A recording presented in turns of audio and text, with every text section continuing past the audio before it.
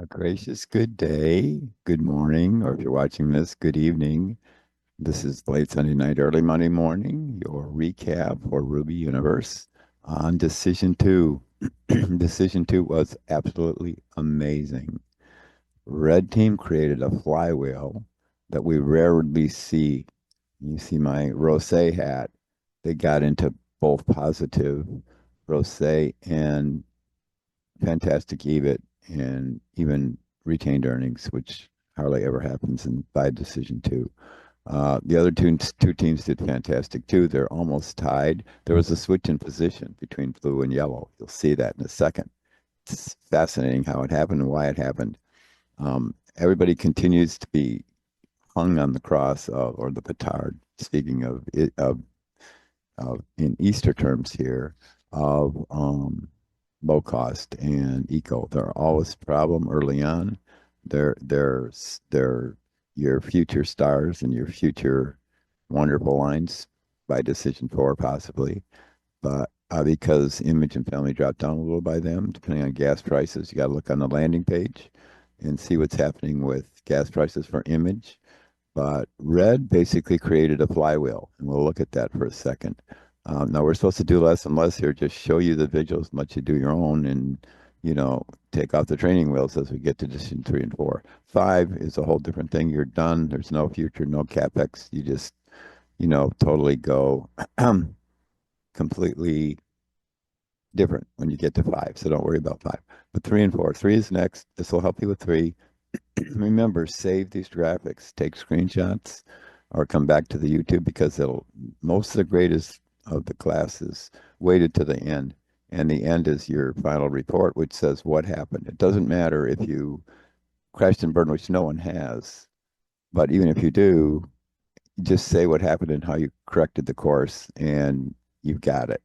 Now, of course, you get a lot of extra points and a lot more fun when you're lead to the pack. Congratulations, Fred. You're doing fantastic. I will write letters of recommendation for all of you, anyone who wants one, but certainly when you've done this well and done great planning and had a lot more meetings and texted me a lot more and engaged with this. Okay, we'll begin with our standings. Here we have them. Red continued to dominate, had a switch between blue and yellow, and we'll see why in just a second when we look at EBIT. But the lower the better. Six is the optimal score you can get because you got number one in all of the indicators, which Red did. They basically created a flywheel, especially an image, and just took off, dominated. Now, yeah, blue and yellow shared a little bit in terms of the twos and the threes because they have all the ones here. But they're almost tied, 14 and 16. That you can consider that. You see, there's a big gap just because they show that, and blue did move ahead. Even if you had all ties, the financials, ARE and ROS and revenue are more highly valued. Of course, your share price, and you can see all these just dominated by blue. Doubled the 11 share price to 22. Got into positive territory, which is absolutely unheard of in in not only revenue but growth and in ARE is almost always negative to an extent because it's hard to get retained earnings until your revenues are producing. And also you can see that yellow did great even though they dropped here. They did great in revenue. So, but if every sale is a loss, then the revenue isn't helping you as much. So you got to have the price there, and you have your margins there, and your expenditures under control. So that's kind of the recap now. And what happened to yellow here in image? Last time, remember, yellow was positive. All three were positive. Blue was leading, and yellow was doing really well. So something happened bad in image here to yellow. We'll have to look at that. My guess is when we get to lost over orders over inventory again, we will see what's going on. Uh, let's get up here. Where's our EBIT? Look at that positive EBIT, strongly positive EBIT, and positive Rosé. Oh, that's great. Red just did fantastic. They built a flywheel, which we'll look at in a second. And when you look at the two lines that kill everybody, low cost and eco, you can see that this is where yellow really got killed. And also in family, they were way, way ahead in family last time, if you remember, and blue was a little down. Blue jumped up, and everybody's doing good in family. But yellow decreased there and decreased there, which just absolutely killed them when they were doing really well and were a strong number two. And part of that is not doing the capex, not investing in the production. So you lost orders over inventory, you're building inventory. You have a lot of lost orders because you got all those orders with all that revenue, but you did not produce enough to sell your production and your plant capacity. Let's look at that just for 1 second. This is Biz 485, and this is the supply demand tab, but also look at how to ace the sim, and the two birds are very important for the third and fourth decisions. Really important. But this is a formula from the 100 slides recap we did. If you notice in 20 minutes, if you notice this is a key slide. This starts with how can usable capacity at 80% inventories at zero? That's just a question that came up. And it's kind of like, how do we balance supply and demand, lost orders over inventory? And this is the facility investment part of it, which is how much do we invest depend on demand. Now, demand forecasting there's 10 books written on it. Figuring out what your demand is going to be is not easy, but you have to look at your demand in terms of what capacity you needed, as well as your capex per unit and your initial vehicle capex, your capacity, your plant capacity. So this is how you can, engineering itself modifies both the capex for you and the capacity for the next period. So whenever you change those specs, you're changing what you need to supply in your capacity, in your facility investment. So how do you get from that demand to your cap and your capex to the capacity you need next period, and then how to figure out the capex from that? Here's the formula. It's initial vehicle capacity, and then you have your capex next period compared to if you change it, or if you're going to if there's no change, you're just going to keep the capex, or if you change it with your engineering, you have to take minus the future from the past from the same, and then you have to multiply that or add back depreciation for your plant, because it's a non-cash expense. So then that gives you your facility investment, and even if you don't do anything here, you keep it the same. You still have to add back your depreciation here, which is basically your maintenance, in case so the plant doesn't deteriorate, and that your morale doesn't go, way, way, way down below the line. So a couple of these lines you can see, if you look at you can see that red backed off on eco and low cost a bit and put it into image. Now, they did okay in family, but there's a lot of room in family to do well still. Although, as you get into decision four, low cost and eco come back. They're stronger growers, but it all depends on what everybody invests in, because that shapes the market. It changes every sim. So, but remember this formula when you're trying to figure out what should I invest in my facility. And there's all kinds of other hints down here of how this works, how the sliders work, and how they tied all these gears, how they tie to each other, how to create a giant flywheel like Red did in Image. How do you do that with your matching supply and demand? And same thing when you look at Ace the Class or Ace the Sim. It shows you lots of different ways. This is that same slide, but it also shows you things like where should you invest? Where should your maximum investment be? It shows you the difference here between um, your orders and your sales, which are deliveries. And this gap is where you get killed if you don't match this. That's the zero line on the LOI chart. So let's jump back into those charts.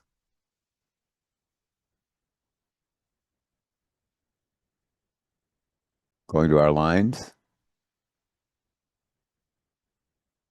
low cost, family, eco-friendly, and image. Now for our favorite, lost orders over inventory, which drives EBIT and everything else, and success and the flywheel and everything else. Go back to low cost. This is our goal, the zero line. What did red do? Red, you can see a huge amount of inventory being built up in blue and a huge amount of lost orders in yellow. So this is a perfect example of what happens. Low cost and eco are always going to kill you, but red has gotten back by defeaturing the line, not putting too much money into it, keeping the depreciation going, but actually making the amount that they're selling. They've stopped the bleeding. They're not positive yet in low cost, but they've got it so that's just a little bit below the EBIT, in which even maximizes the revenue they're getting. They also, I was surprised that Red didn't do a little more in family, but they're still positive. Everybody's still positive in family, so you're doing great. But look, and we'll see that in a second. But here's the ideal. We want to be along the zero line, and we don't want to be building inventory, which means we're marketing like crazy, but we're not, and getting lots of orders, but we're not selling it. We're not delivering them because we didn't produce them, or maybe lost orders, which is lost orders, but then you also can be not marketing and making a lot so that your inventory is going up. So there's several ways to get to this conundrum of not being in the middle because you got supply side and demand side. So you can look at it either way on both of them. But lost orders are, really saddest because that's that gap between orders and sales. And you have a ton of revenue like yellow does, uh, but you're being killed in terms of deliveries. Red has got that balance. Now let's look at eco next. You can see that nobody's really got this right in eco. Everybody has a huge amount of inventory built and have not gotten back down in eco in terms of figuring out, how do we sell this stuff? Blue did great of trying to plunge towards get them together and then just kept on going, but blue is closer, which is probably why they switched to, or is why they switched to, between blue and yellow as we keep switching back and forth here, and it happens back and forth all the time in all the lines where you'll get a crossover where, you know, blue is a little better this time, 14 instead of 16, but it's not fantastic. But still, you're all trying to get to the zero line. So what's happening a lot in this is that since you're so high up here above there, is everybody has had a lot of inventory, but blue sold some. You can see in the pricing section what they did. Now, to the good news, let's get to family. You can see that both yellow and red have done great in terms of getting closer to this matching supply and demand here. Whereas red has some lost orders, they haven't built a lot of inventory, and yellow did fantastic here. Look how flat they are. Blue got into a huge inventory build here, which means that they're making it okay, but they're not. Their marketing in family isn't where it should be. They're not matching the needs on those sliders, and we'll look at the sliders in each one in just a second, and then go to watch red here. Look at here. Is that beautiful or what? That's how you build a flywheel. You match your supply and demand. You have lots of supply and demand. You have lots of revenue. But again, it's the image you can see. Yellow especially got into just did much better in image last time, right? They were extremely positive in image, doing real well, and they crashed and burned this time. Not totally. Crash and burns means you have to get a government loan and your financials are all good. This is the first universe, and I can't tell you how many that there's no government loan. There's not one single team that blew through so much cash, that they had to get a government loan. So that is really unusual and fantastic for this universe. You'll be studied for years because you're doing just such a fantastic job on the money management side. But then this is what a flywheel looks like when when you can be image a very high expensive, high revenue, high margin business and keep your production matched. So the again, it's sad if you're in image and you market the heck out of it and you get lots and lots of orders, but the instead of building the inventory, you're losing those orders because you're not producing it. So Yellow has a plant production capex. My advice to Yellow is look at those slides on how to match your production and your supply to demand when you're doing the sliders. Go back and forth. When you make an engineering change, jump back and look at CapEx. What'd you do to the CapEx? You'll even see it changes on that page, but you still can go back to the corporate budget. Go back and forth between corporate budget, the three corporate budget where your prices are, and the sliders. Go back and forth, and then you'll see what Red did, how they balanced it off, which was just incredible. So, all right, we looked at those three, which are the keys. All right, let's get into our individuals.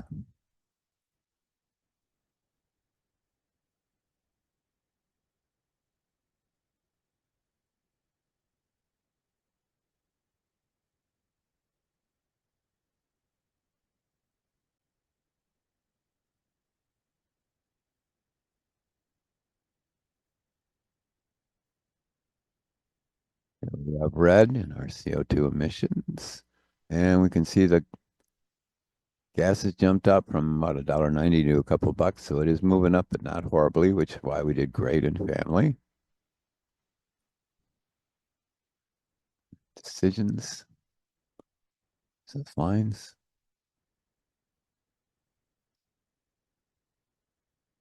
See how closely we're following the market line there. Is that beautiful or what? You really understand what's going on in this low cost, but we also have to look at budget. See what's going on with budget here. And you can see engineering market appearing, and you can see price. Just makes notes of this because the price decisions that you're making, and making notes of this.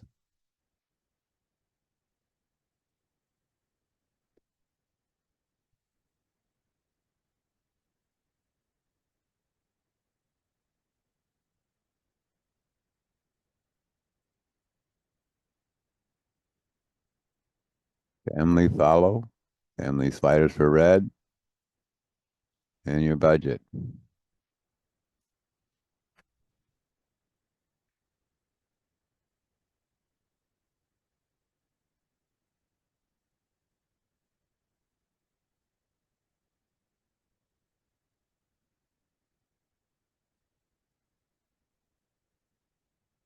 Eco-friendly, thing of beauty. Look at that, following that right white line, right? Now you can go above and below and still really do great, but you have to do it as a leading, not a lagging indicator.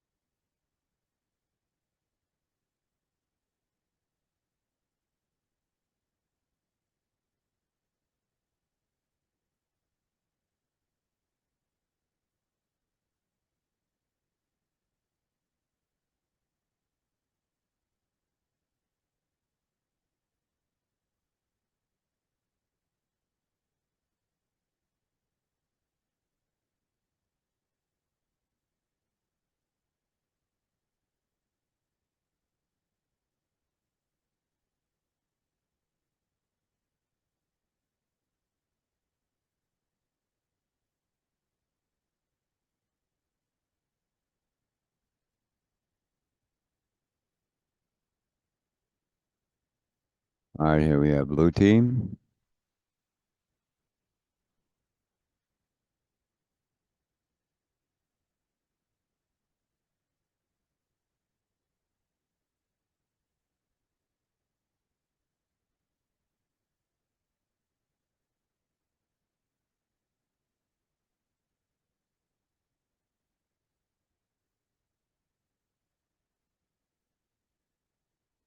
Family, slightly positive.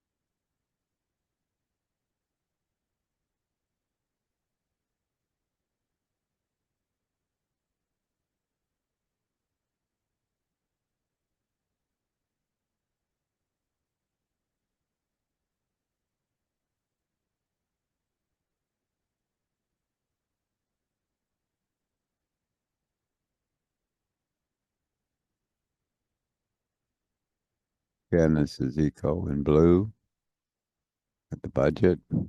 Main thing, of course, is your price.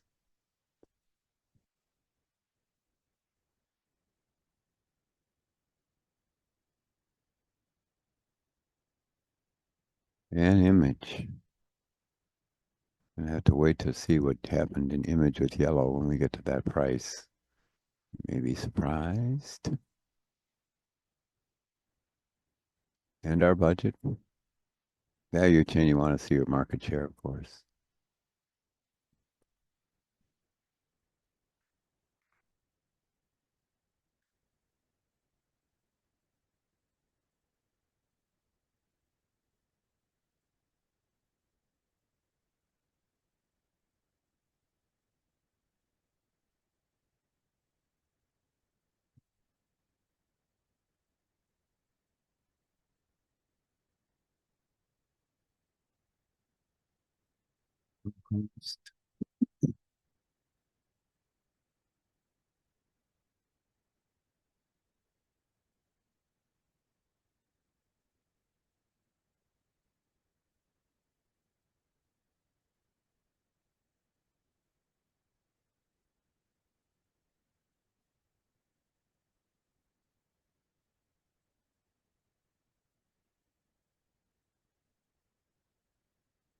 Family.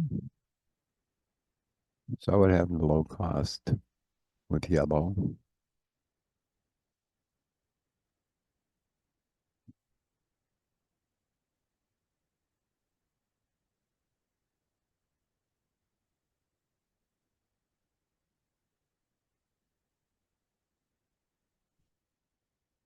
Yellow did still okay.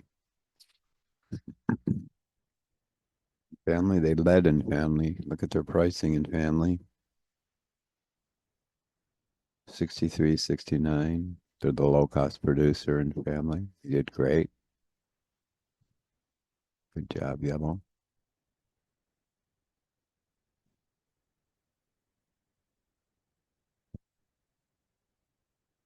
You go where everybody gets killed.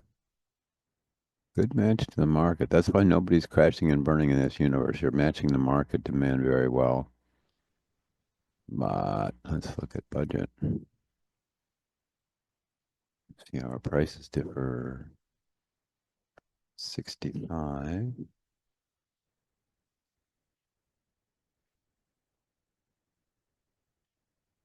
So in Eco, we took a little bit of bath, even though we were the low cost producer. And in Image, again, Image has been a problem. We should look at the corporate budget here too for yellow, and spending a lot on design. And so lost order of inventory is a real problem with yellow. In Image, that's what we have to correct for decision three. Let's look at the budget here.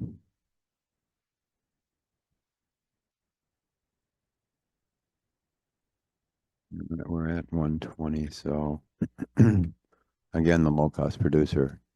So low cost producer, I mean, obviously yellow is going to be getting leading in revenue.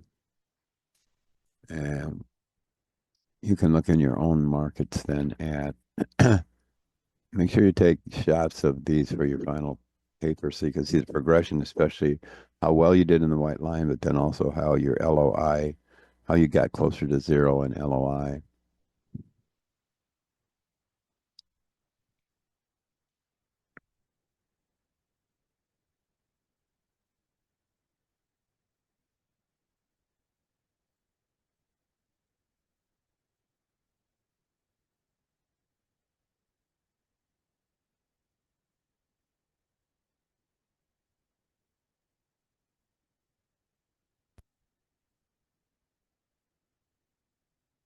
Okay, that's it for our recap. Keep it short and sweet.